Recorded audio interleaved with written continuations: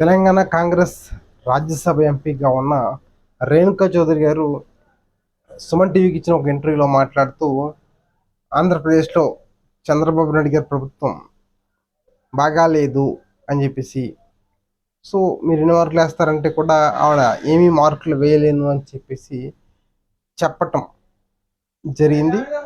అయితే దీన్ని వైసీపీ అడ్వాంటేజ్గా తీసుకోవడానికి ఏమాత్రం లేదు. ఎందుకంటే ఆవిడ అలా మాట్లాడడానికి కారణం ఆవిడ మీద ప్రెజర్ అయి ఉండొచ్చు. ఇంకో పక్క చంద్రబాబు నాయుడు గారు బీజేపీతో కలిసి ఉన్నారు.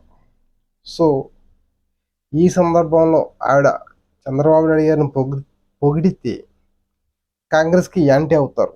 సో ఆ విధంగా కూడా మనం చూడొచ్చు ఆవిడ వ్యాఖ్యలు. కాబట్టి ఇక్కడ తెలుగుదేశం కుంగిపోవడానికి లేదు, వైసీపీ పొంగిపోవడానికి ఏం లేదు. సో ఆవిడ నాకు తెలిసినంత వరకు సమయస్ఫూర్తిగానే సమాధానం చెప్పారు అనేది నా అభిప్రాయం. మీ అభిప్రాయం ఏంటో తప్పనిసరిగా కామెంట్లో పెట్టండి. Thank you.